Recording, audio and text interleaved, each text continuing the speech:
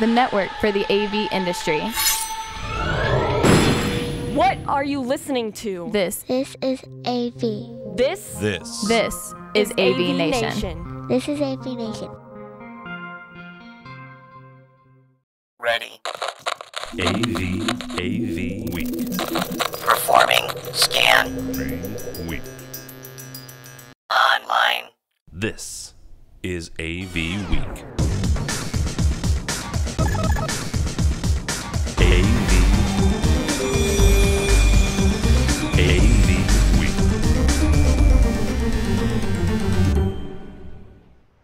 And welcome to another edition of AV Week. I'm your host, George Tucker. Thank you for joining us for your source for news and information. It's been a little hectic today, so we're going to go slow just to bring it all back down to a regular rhythm. Joining me today to discuss a number of some interesting issues and maybe even some technical foibles we were through is the one and only Mr. Adrian Boyd. How are you, sir? I'm well. You're well. You sound well. You look fabulous. Well, thank you. Okay. Also joining us is Joshua Stackhouse. How are you, sir? I'm doing well, Mr. Tucker. All right. Glad to have you on. We haven't talked since Infocom, so yeah. Good to see you. And last but not least is Joe Whitaker. He is from CDA, the Board of Directors. Good to have you, sir. Well, thank you guys. Thank you guys for having me on today. All right. And a fabulous poster you've got going on back there. Thank you very much. Yes. Pointed out. It's in Dallas. It's coming up soon, people. All right. So let's get to the news. One of the first ones is from our friends at Innovate Magazine. They're talking about a hybrid environment for control. And I'll share this with everybody here. Here we go. So what is this? This is an open-sourced control, sort of like a plug-and-play, I guess you could say, for stuff. The premise is that you take this open-source program, point it at an object, and it automatically has the controls for you. So no more digging around, no more having to get specific controllers. It just knows. Adrian, I'm going to start with you on this. Is this just a fad, or do you think this is something that could really change stuff? Well, it's really interesting. It's based out of some research that MIT has been doing the last couple of years. And you download the app, and this is not it does not work out of the box right away. There's a few steps that you have to do, and a lot of it's based around the Arduino, software and hardware platform. So one of the first things you have to do is you have to create the environment, because it's going to look for the information in order to make this work.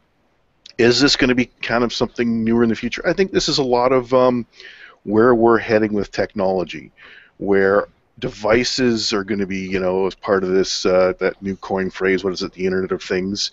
Everything is going to be talking with everything else and sharing information, and it's the Minority Report all over again.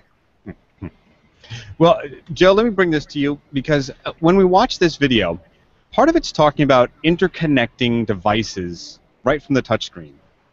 That's Correct. A big change, and we've been debating, I guess, tactile and haptic versus the, frictionless screen, but this brings a whole new dimension to what we're doing, and it might even, for the industry, though, mean less or more gear.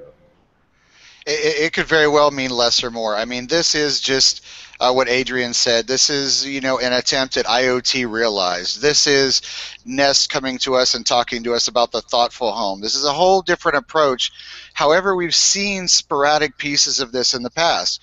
We've seen Savant come out with an interface where you literally see your living room and you touch a light that's on your touchpad and that light comes on. It's another sense of another way of doing things. The curiosity for me is this is a wider acceptance.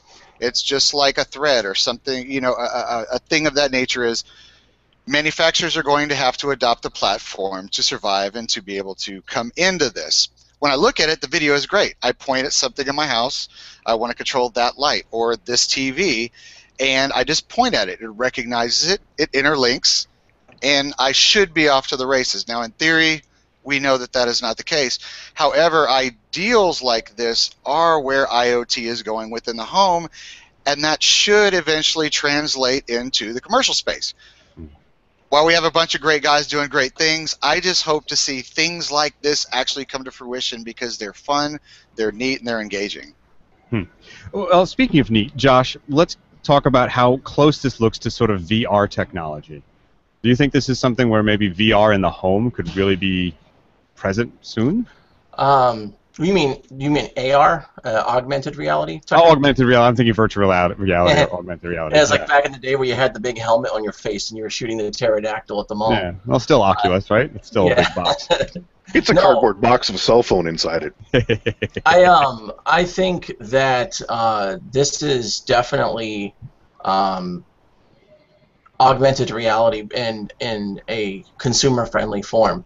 The thing that's really important to recognize here is that they said in the article that the platform uses web standards and no proprietary protocols, and that all the data regarding the interface and its connections are stored within the object itself. So what you have essentially is a platform that's freely available by any means. When you look at the history of music, for example, when the MP3 container came along, that's when people started doing digital music, because they had a convenient data container.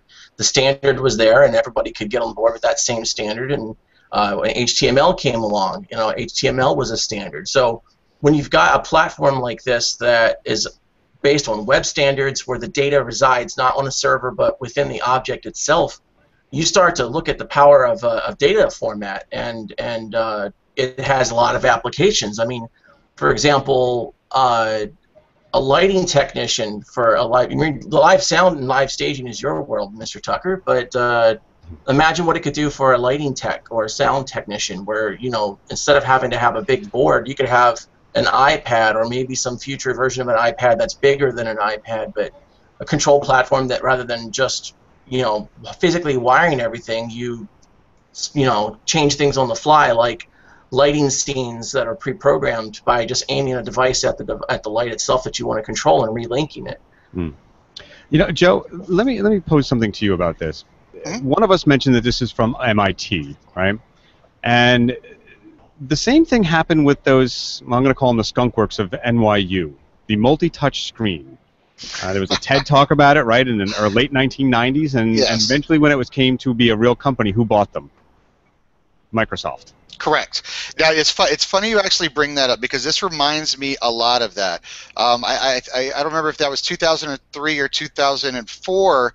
I was actually at South by Southwest in Austin, Texas, when Microsoft launched their first Surface table. And we saw where that came from, and it was very impressive, and it's very unique.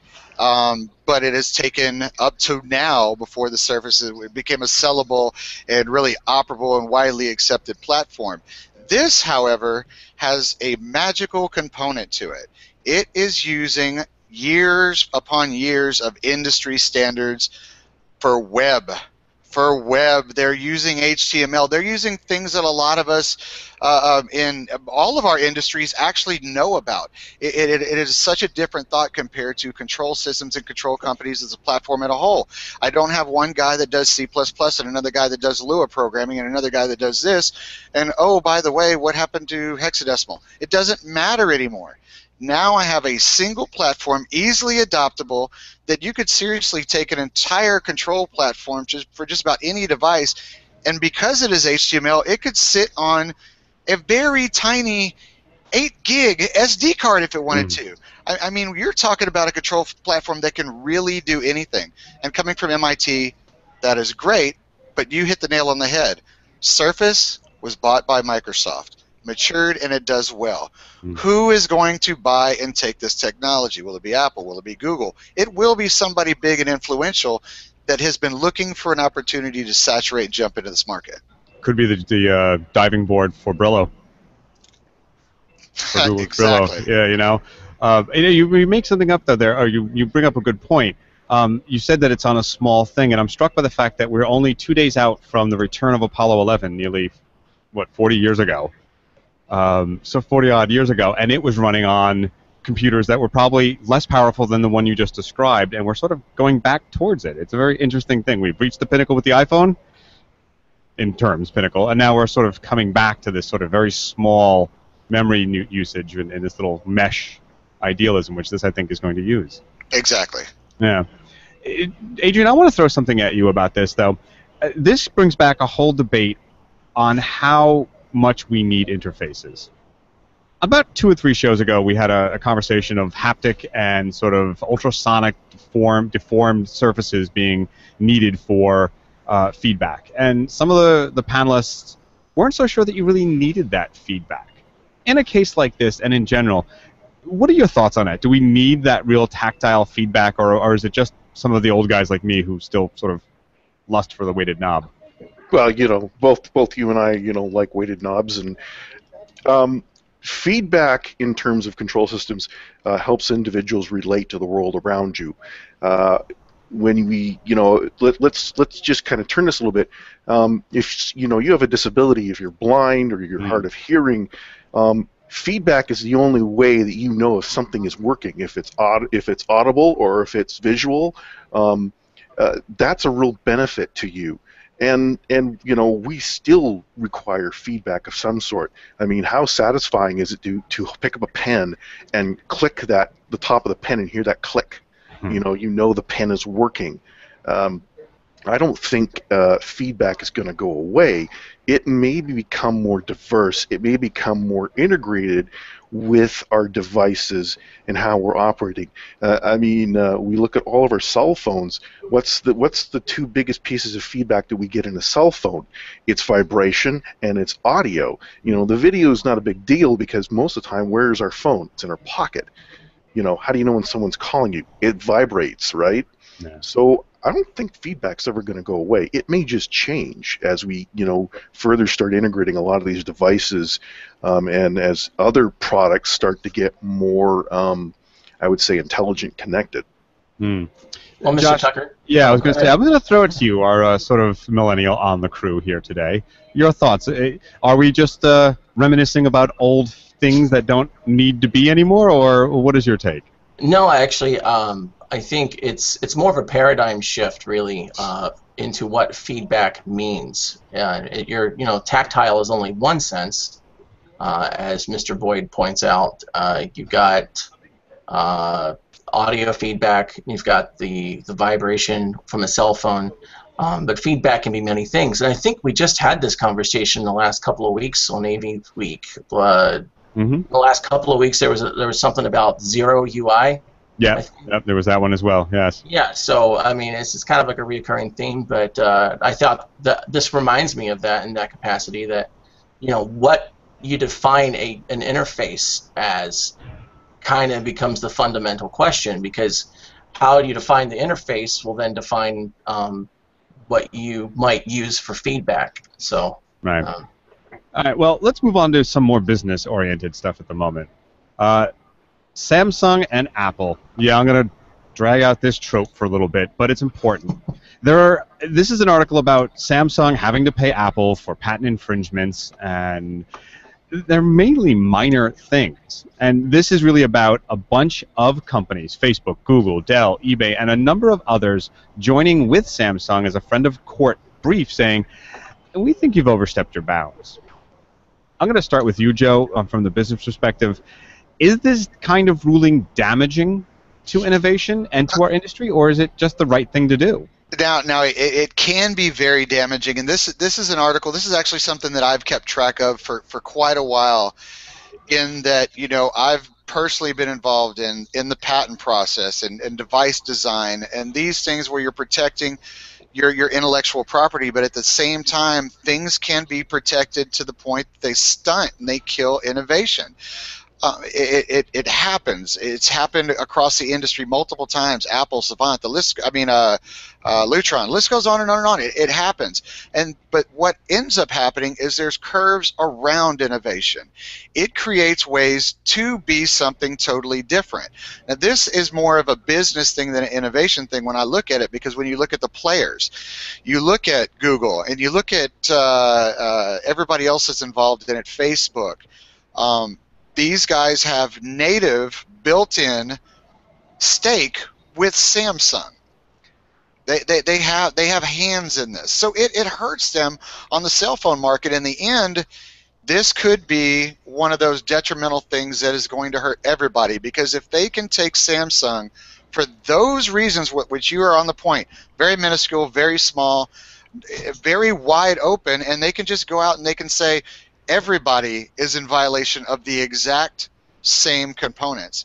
And that's what kills innovation, is when patent offices, allow very broad and open verbiage inside patents that actually destroys innovation. Hold on, guys. I'm going to have to stop something for a moment. I'm getting a weird feedback, and I need to figure it out. Josh, do me a favor. Can you go to the link for the YouTube page for this and make sure we're getting audio? I'm not hearing any. And I did a quick QC, and I'm not hearing anything, and I'm worried. Sorry, guys. Rather stop now and edit it out later than realize we've never had any audio. Where's Bill O'Reilly when you need him? Yeah, right, exactly. We're good. You hear it? Yeah, we're good. Okay, because I wasn't hearing. I'm playing it now, and I hear nothing. Okay, good. Okay, so I need to know what mark I'm at, but I'll find it. Okay, so starting again. Making sausage. It's always fun to watch. So to that end, Adrian, Joe makes some good points about this, that it can be both protective and a bit disturbing to innovation. I use the example to be a little salacious. There's a recent article about how online internet interactions with adult toys are now suffering from an internet troll, which says you can't make anything that does this because we own it. Not to use that as the prime example, but are you concerned that we're going to sort of lay into a land of stasis now because of people like this? Well, this has been an ongoing problem for probably the last 20 years in terms of how technology has progressed. The U.S. has a huge problem with its patent system and its trademark system. Everybody knows it. Everybody acknowledges it. No one wants to do anything about it. And every idea, every patent that is out there, someone has at least thought of it twice, and we see a lot of this now. Similar concepts, similar ideas that two people have come up to the same conclusion, the same idea. They both patent it. One guy's got it first, so he gets the patent, and we see a lot of similarities in technology. Well, this has happened since the beginning, isn't it? We're talking Edison, we're talking the phonograph, the car, the telegraph. Exactly. This is nothing new, but a lot of these lawsuits that we're now seeing, that we've been seeing in the past with patent trolls and with major manufacturers, is they feel that something that they've created is being infringed on, but we've almost gotten to the point, I would hate to say critical mass, but we've gotten to the point where we're at with technology that I wouldn't say there's no new ideas, but it's a lot of similar ideas, a lot of similar thinking, because there's a lot of really smart people, and they're all kind of on the same path. And when you get a lot of that thinking and get a lot of that direction, you start seeing similarities in technology, and then people go, well, that's stealing something I already thought of. Well, maybe, but someone else thought of it too. And it does stifle innovation, because people now have to spend the bigger product to market. They're thousands of dollars, if not hundreds of thousands of dollars, depending on what it is, doing trademark and patent research to make sure that you're not going to get sued to oblivion because the product you're bringing to market is like somebody else's. And it does stifle innovation a little bit. But I'm always struck with the thought of, not that I thought of that, but I should have thought of that. Why didn't I think of that? Yeah. Jeez. Josh, come up with Facebook. Gee. Yeah. Josh, let me bring this to you. Adrian makes a point about there's lots of smart people doing very similar things, trying to solve a lot of similar problems, actually. There was a meme that went around just around the time of this initial litigation about swipe to unlock, and showing sort of the slide bolt and saying, hey, Apple, I think somebody thought of it before you. Do you think that these patents actually protect a company like Apple, and we're just being silly, wanting our toys and wanting them now, Daddy? Or do you see that there's no real value to them? Well, I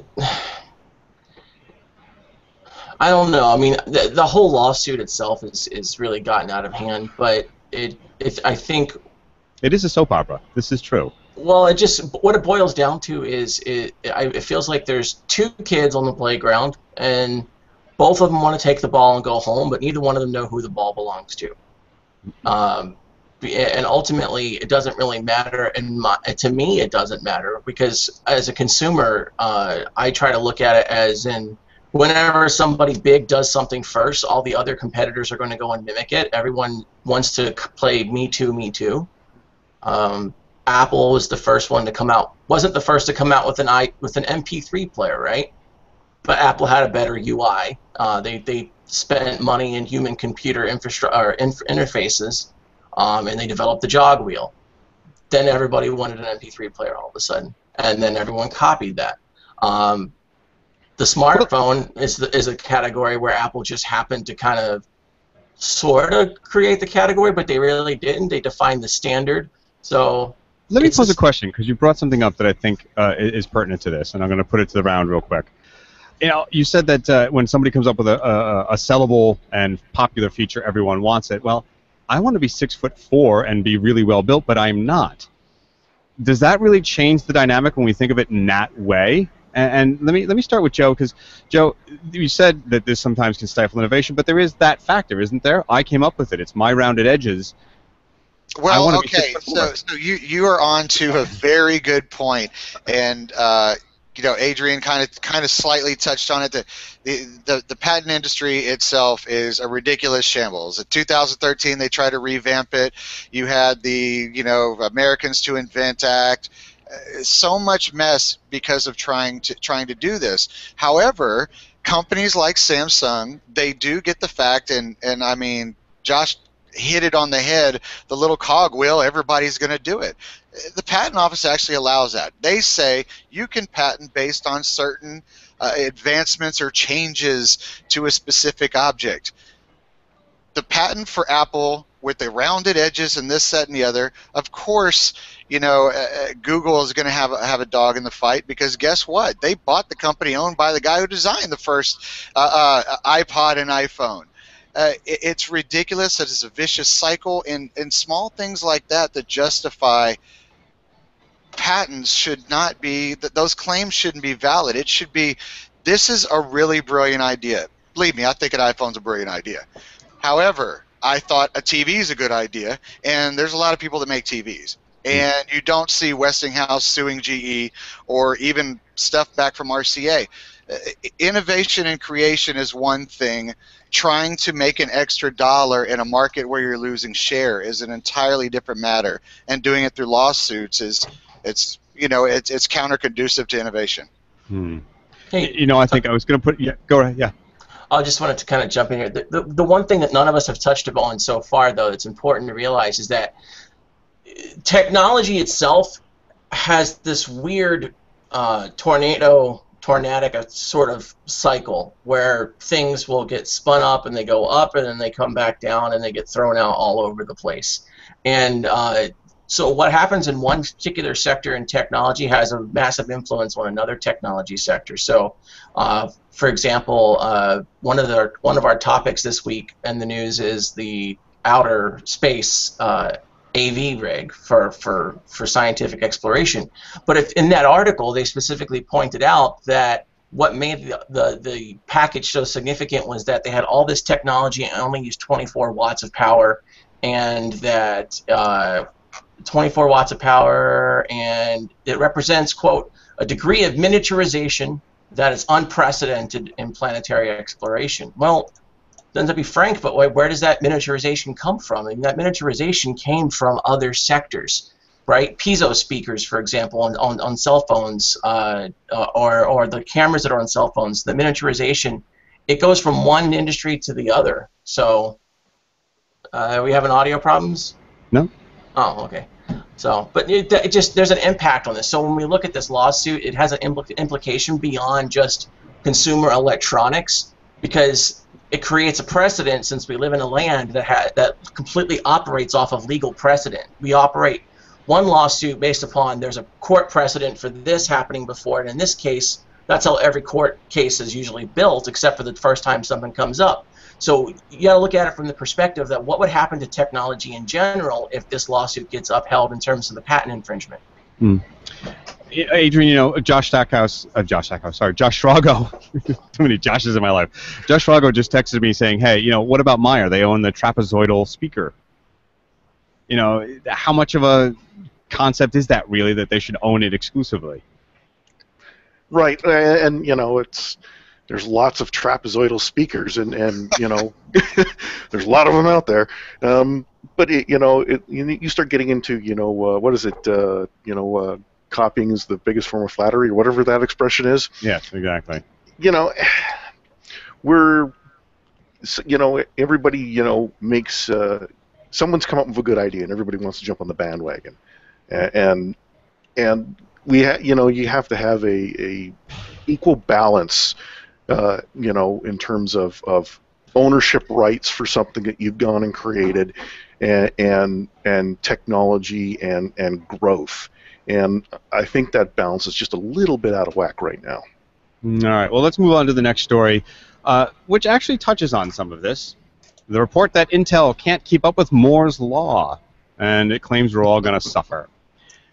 I have my doubts about this. Now, they keep, every so often, every few years, they say, well, Moore's Law has got to be modified. For those who don't know Moore's Law, and I'm shocked if there's anyone who doesn't, but hey, it basically says that the number of transistors on a chip will double at a certain rate. I think it's every 2.5 years at this juncture. And they're now saying that we're down to about the 10 to 7 nano, I've lost the measurement in my head, but the nano spacing. Nanometers. Nanometer. Is it nanometers or nano spacings? I forget exactly. Nanometers. Okay, I'll go with you. You're smarter than me. So the nanometers, and that we're going to start to seeing less and less development in that. Now, there's two issues with that. Is it really going to be something that causes us problems in developing new products, or is it really not? I'm going to throw this to you to start, Joe. Are we really concerned that we've sort of stalled out on this Moore's Law acceleration, or? Absolutely not. There's always going to be those roadblocks as we're creating things that are smaller and smaller with much more power. There's always going to be that pause. And the pause is usually followed by a very fast explosion when the advancement comes. The pause when they say, we're going to have to edit Moore's Law. Well, they always have to go back and edit it because they say, oh, we got to pause because we're stuck at Intel chip X, whatever that may be. And then they make the breakthrough. And the breakthrough causes an acceleration that actually makes up for the time that just happen to get lost. And as we're moving towards what Moore's Law and other people define as a singularity, going towards this processing power and small. You like that, don't you, Josh? I do, the Ray Kurzweil reference. I was going to bring him up on this article. So here, it's funny, within the walls of CEDIA, I'm actually at the headquarters right now today, this conversation happens a lot because we look at this as the spot going from that advancement is what's taking, AI and those type of things to that next level, and it's all dictated by this particular development. And I'm telling you, even though Intel has made a slowdown, there are some other people that have already made the jump, and that is the explosion I'm talking about. So the pause, it's not going to affect the measure at all. Yeah, Tucker, can I jump in here? Sure. So yeah, with what you're saying, Joe, actually, and since you brought up Kurzweil, for those listening that don't know about what the law of I think it's called the law of advancing returns, law of accelerated returns. It's bigger than Moore's Law. Moore's Law only actually pertains to transistors, specifically on a silicon-based chip. But the law of accelerated returns has a much broader kind of philosophical approach when you're looking at technology design. And they follow pretty well together. Yeah, they do, but I think the Ray Kurzweil theory kind of has a bigger impact because this isn't even a significant issue in my eyes. And granted, I've been using computers since I came out of the womb practically, but I mean, really, on about 4 hours ago. Touche. No, I mean, you look at the paradigm shifts that happen, right? Technology advances on a sort of if you look at like an XY axis like this, it moves on an S curve that moves up and to the right. You get a paradigm shift. We went from vacuum tubes, which was the fourth generation of technology paradigm, And then we went to the fifth generation of paradigm, which was the transistor. And we're at the verge of the new paradigm shift, where we're going to have to move into things like 3D molecular self-assembling computers, nanocomputers, DNA computers, protein-based computers, those sorts of things. Three-dimensional circuits. We're just approaching the end of a particular paradigm shift. It's exactly what Joe was saying. We're just on the verge of something new that we're going to start exploring, and it's just a matter of time, because we're going to take the processing power that we have now, we're going to apply it to try to build the next thing, and that's going to give us the capability to build the next thing. And when the next thing is there, all of a sudden we're going to have that accelerated explosion that Joe mentioned. All right, so let's talk about this. We're not talking now, though, just getting smaller and smaller chips and more transistors on that surface of a chip. Adrian, part of this, I think, and some of the articles in the New York Times about 2 years ago talked about this, where they said some of it's actually functional, some of it's architectural. And I don't mean just the architecture on the chip. We're using more thin clients now. Joe touched on it when we were talking about you can fit this all in a very small 8-bit Arduino. Is that really part of our answer, where it's not going to stifle the innovation and all the new stuff that we look forward to, the upcycle, upgrading that all of our clients do and we feed off of in many ways? Well, one of the things, just let me put this in perspective. When we're talking, 10 nanometers is about the size of a human antibody. It's really small. We're, electron microscope stuff here. When they talk about, it being, functional, and the smaller you get, you run into things with power leakage and other issues in terms of processing, which is one of the reasons why kind of this decentralized computer network has become pretty popular, because you can spread this out, over a network. Intel,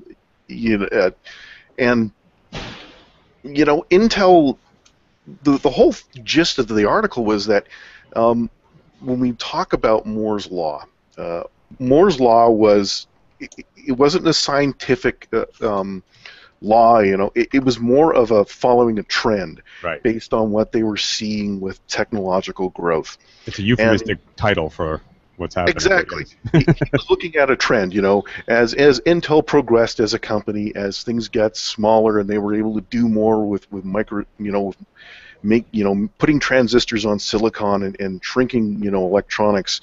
It was just a trend he was viewing, which is, that trend has proved very accurate over time, based on how we've implemented a lot of stuff in that terms. And you are right, when we look at a lot of these things like Arduino and Raspberry Pi and even little bits, which are thing. Yeah, they're circuits that you build like Lego. You can teach kids electronics with Lego type of technology. It all makes perfect sense. We distribute everything out. We can grow things. We can shrink things, and certainly we have. Look at a watch these days. It's got far more power than the Apollo 11 mission. Is always the the joke that we can do. But yeah, you are right in a lot of ways, that this is we're at that paradigm shift right now, and one of the things they were talking about in the article was that the next stage of Intel's new chip, they're not kind of releasing it, but the next stage that comes right after it, which they're going to be releasing, everyone's really excited about, because it is a big leap in terms of processing power and what it can do. Right, and there's the IBM version with another company as well that they're looking at. All right, well, let's look at something that I find actually innovative, maybe not nearly in the same classroom as you mentioned, but something I came across from our friends at Sound and Vision. Original music on SoundCloud comes to Denon's Heos system. Now, yeah. You'd say what? I got caught up listening. I was just like, oh, yeah. So let's look at that. Josh, I'm going to start with you on this one. Sure. Because this seems to take a system in which we're all used to hearing, we're going to have streaming, we're going to have Pandora, we're going to have Netflix, we're going to have the Spotify, which is what I was trying to search for there. And this is taking a slightly different route, isn't it? It's not saying that you won't have those, but they're also trying to differentiate themselves by saying, hey, we can give you original music. They're looking for a specific demographic on this, don't you think? Oh, yeah, absolutely. SoundCloud is pretty unique. One of the things that I can share with you from experience is the school that I went to, that I got my AV degree from, was a media arts school.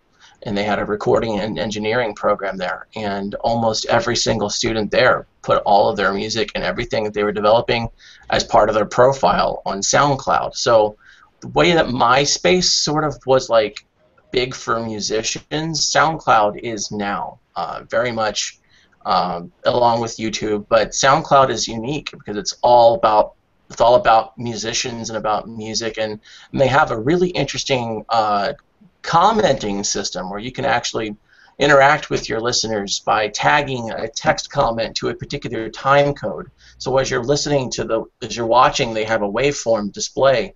You can actually time like 2 minutes and 32 seconds. Like, oh, that part was so cool, man. You can tag that, and it'll actually pop up when the artist goes back and sees what people like and don't like. So you have some very interesting stuff going on there in terms of the music development. On the home entertainment operating system, the HEOS system, I've never actually gotten to play with it, but a couple of years ago when I got out of selling retail consumer electronics, that was just coming in, and I'm a Marantz guy. For me, like, Marantz is one of my favorites, but I don't do the Denon thing.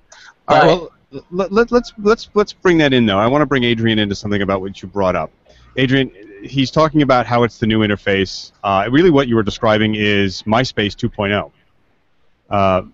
But for a system like Denon to sell to this market, I'm seeing it as sort of the millennial, maybe urban. I know a lot of guys that I work listen to a lot of their salsa and bands from South America on it. This is really sort of trying to push that type of distributed audio into a market that we have yet to really achieve any solid traction in. Yeah, I would agree with that. What's interesting about SoundCloud is it's kind of like a democratic method for musicians to kind of enjoy their music and share it with others. So it's like Spotify on steroids. You create an account, you can log in, you upload the music you create. A lot of the music there. There's even record label artists. They'll put weird mixes and remixes of their songs. Hey, what do you think of this? Guys in the hip hop and rap community will put their beats up there, and everybody can say, hey, that's cool, that's right, that's sick, I liked how you did that. A lot of the musicians in the EDM world, put their stuff up there, and so making this available on a system that's removed from a computer. So you log into your account, and you can get your favorite artists that you've already picked on SoundCloud. Now you can listen throughout the house without having to use your phone or your computer.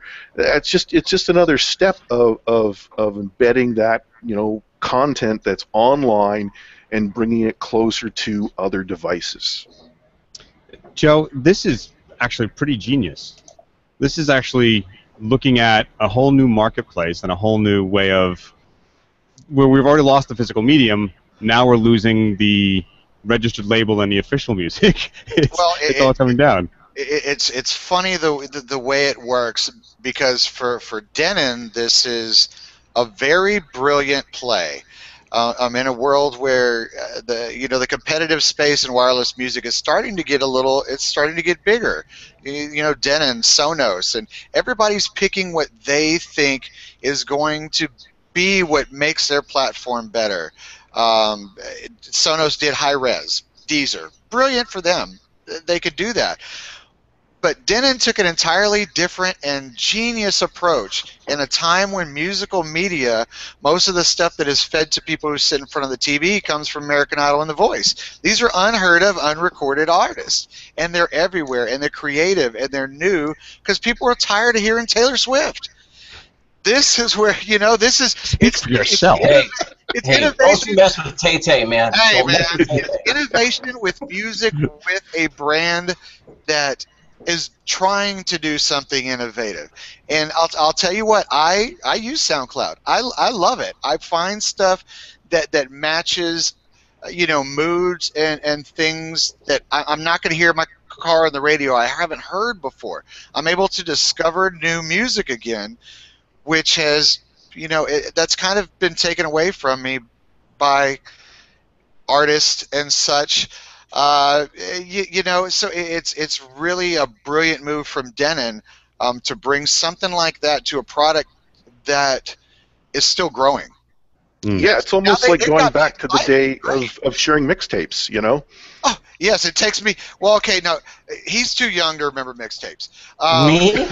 Oh, no, my friend. I know the connection between a cassette and a pencil eraser. I was going to say, I didn't say mixed CDs. I said mixed tapes. No, but, I mean, yes, it brings us back to being able to actually love and enjoy music again.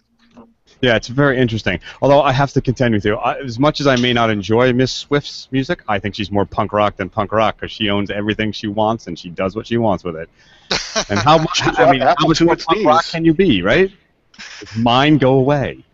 She brought Apple to its knees, remember? She did indeed. She did indeed. Something else that might bring us to our knees. Windows 10. In more ways than one, but in this case, from our friends at Geek.com, Windows 10 automatic updates are mandatory for home users. Now, there's a little note here that's saying business and IT firms can actually opt out of that. And we know the big Merrill Lynches and the Fortune 500s who are probably just getting into Windows 7 now after getting off of XP because their sort of rollout rate is years and years behind. But here's my quandary with this. And I'll start with Adrian on this. This, though, means that the people who supply our interfaces that we're now using on the web and on mobile devices, because Windows 10 will roll out to some mobile devices, they may just suddenly stop working. This, I think, is a problem for us, or am I just over-paranoid? Well, there's two ways I look at this. One, it's finally Grandma will not be phoning me when her computer doesn't work because she's got a virus or, something malicious has gotten in because, she hasn't updated her computer in months. This is a good thing for the average home user. Microsoft has had their butt kicked quite royally the last couple of years with the fact that they have been slow to respond to vulnerabilities in their software, and users overall have just been slow to respond to patching their products. Mm-hmm. But in the sense of when you have when we look at it in our world in the commercial space, that's not good to have automatic updates because whenever you update something, it's the newest greatest thing, let's update, and then you realize 4 or 5 things are broken that you actually need. We talk about manufacturer's firmware, which is far less complex than this operating system. Yes. So the fact that an IT environment will be able to choose updates when they want them or when they need them or when they prove that it's actually good for them to use, that's great. I think it's perfect for the standard average home user based on their level of adoption of technology. Well, now, it's not going to work. It's not going to work for everyone. I mean, you can't paint everybody with the same brush. Right. But overall, I think it's a good thing for Microsoft to do. Well, I want to bring Joe into this one because, Joe, my premise on it was how much of the service contract has to deal with the possible kaboom factor, as I like to call it, when Windows decided to update. I can't tell you how many times I've lost editing when Windows suddenly said, "Oh, I'm doing it now." What? Where? You hit the nail on the head. There's 2 ways to look at this, though. So not so much about my computer doesn't work because I caught a virus because I haven't updated it forever, because I've been playing with the Windows 10 beta, and that's not even going to be part of it because that's based on your McAfee or your AVG or whatever antivirus. The problem is going to come where, just like you, I'm in the middle or something, and all of a sudden I get we're going to restart because we're updating. And I'm like, are you kidding me? I'm in the middle of programming a system here. Why are you doing this to me? I'm going to lose 4 hours of work. And the worst part of this entire situation, coming from a big IT infrastructure side, is that little opt-out to opt out of those updates is most likely only going to be for the corporations that use Microsoft Volume licensing agreements. It's going to be part of an EA agreement. So if you're not a big corporation, you're stuck and you're going to get auto updates, and there's nothing you can do about it. And it's going to be bad because, in the IT world, there's not a great IT guy anywhere that doesn't go into his enterprise and totally shut off auto updates because they are the death. But now as a user, when I decide I'm going to update to 10, I'm stuck. I'm going to have to suffer. Or, some of you guys who have done programming and stuff before, you're going to show up somewhere, you're going to pop up in your laptop at 8 o'clock in the morning to show up and do a job, and all of a sudden it says installing updates. Wait, we're almost there. Please, and you're just kind of stuck. Although it does give you the chance to do the old days of smoke them while you got them while it compiles. Well, I would have quit smoking a lot longer if compiling didn't take so long. I'll tell you that right now. Josh, from the perspective of installing them, is this a nightmare for you to say now, how do I schedule and do I keep track of Microsoft possibly announcing the updates so that I have a little bit of a head go, or no? I don't know. I mean, as some of you know, I have an 8-year background in IT where I did IT network administration for 8 years, and some of that was with the military. So I've got a pretty unique perspective on this. So you guys were on Windows 3.11 last year? Yeah, something like that. Yeah. It's like, C:/. No, I don't know. I guess the way I look at it, I was really kind of taken aback by Joe's comment where you said you don't know anybody who's worth their salt that doesn't disable automatic updates, but I know the exact opposite to be true.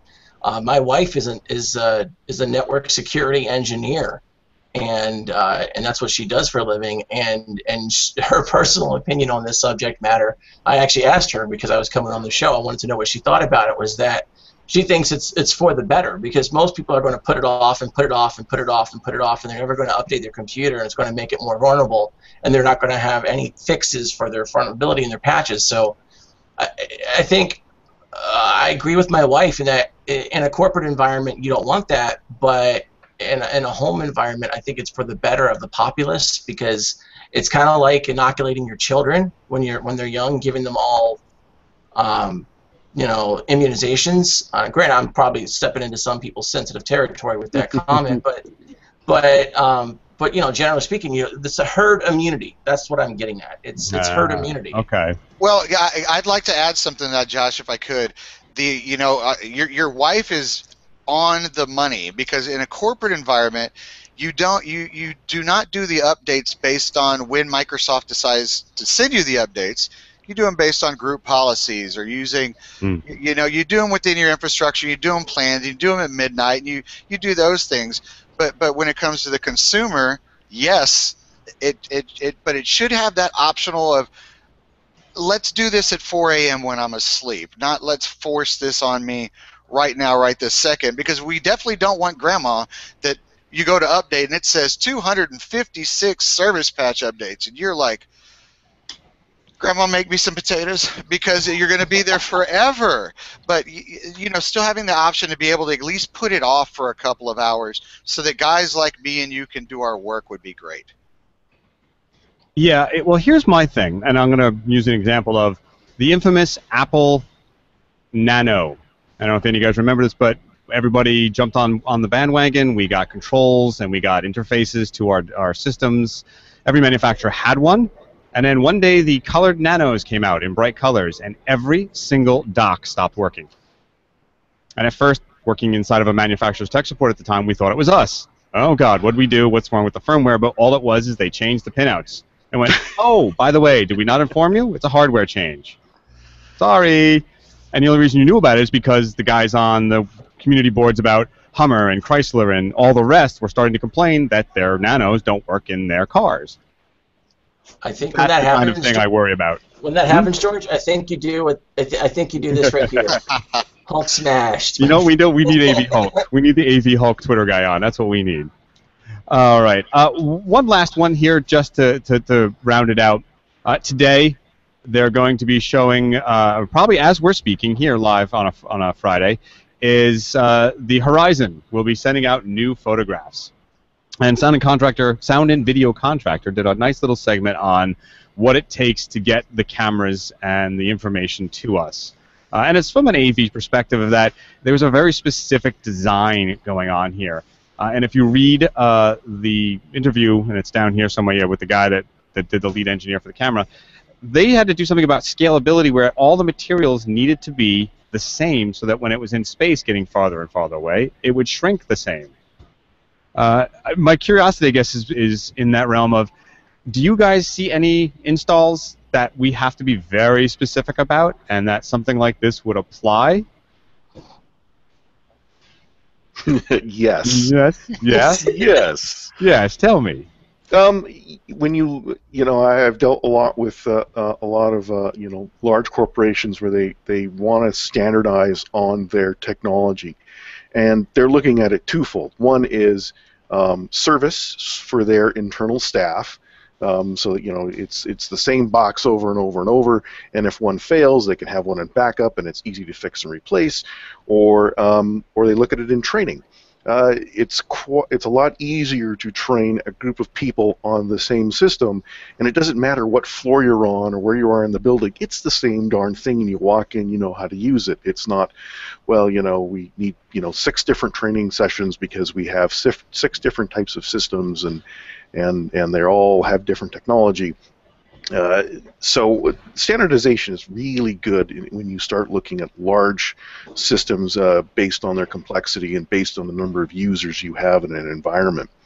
But when you look at even in military applications or in NASA, having all the widgets be as close to the same as possible, when something breaks, it's really easy to reroute things or make other things work to do the job that's necessary. If we all remember back to, Apollo 13, they had different size CO2 scrubbers in the 2 modules. One was square, one was round, right?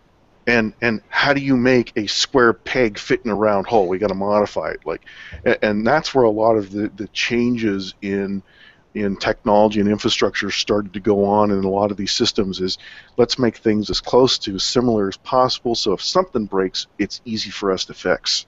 It's a nice little wrap-up. I like that. I like that a lot.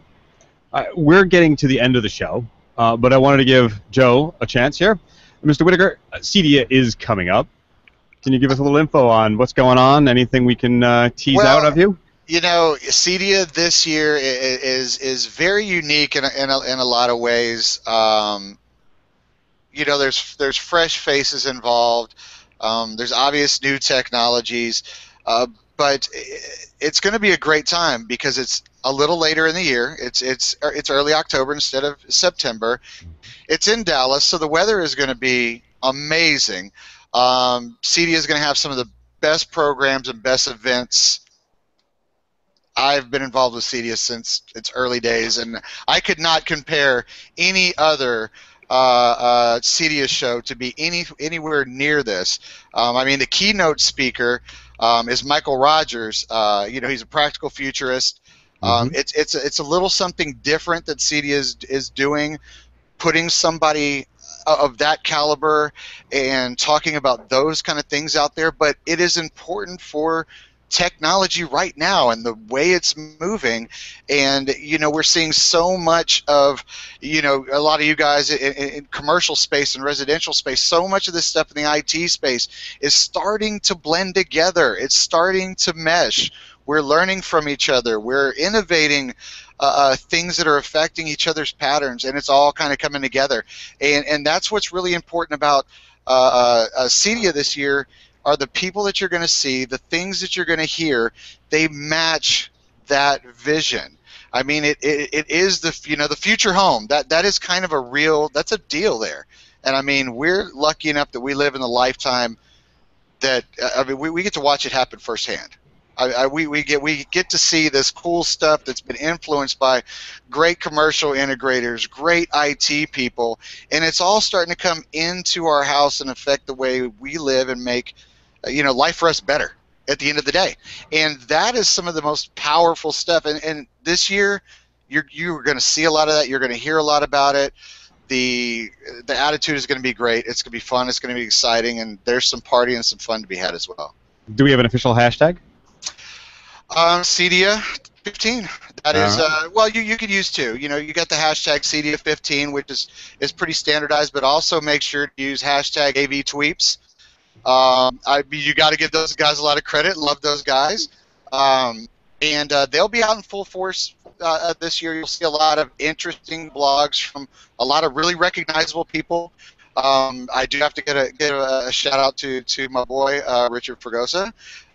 You know, very very good friend of mine, and he'll be in full force as well. So I mean, it's going to be very exciting, and I think this is going to be one of those industry events that you're going to hate to miss.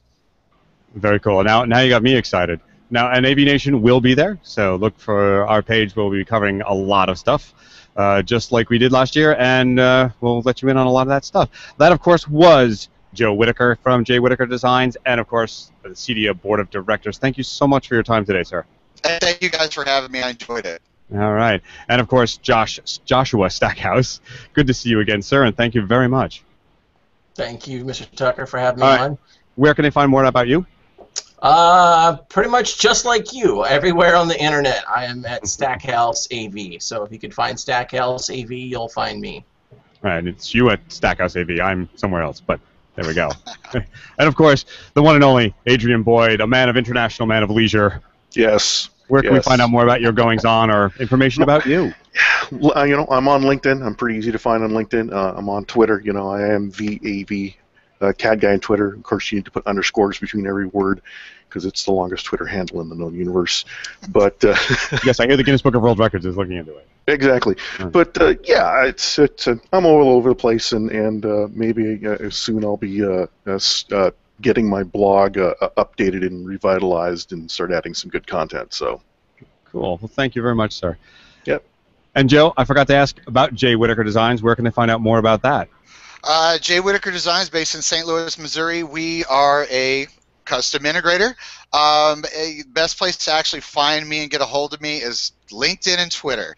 That is where you'll be able to find me. I actually just, by the way, Mr. Adrian Boyd, you are the easiest man to find on LinkedIn, by the way. Just wanted to let you know that. So I had to throw something out there for you. Appreciate you guys having me, and I'd love to be back sometime. What's the Twitter handle for you? For me? Yeah. Joe_tech_guru. There you go. All right. Yeah. All right. And I, of course, am George Tucker. You can follow me at Tucker Tuesday or on the AV Nation and Commercial Integrator magazine. So thank you for listening. We look forward to speaking to all of you again very soon. This has been AV Week.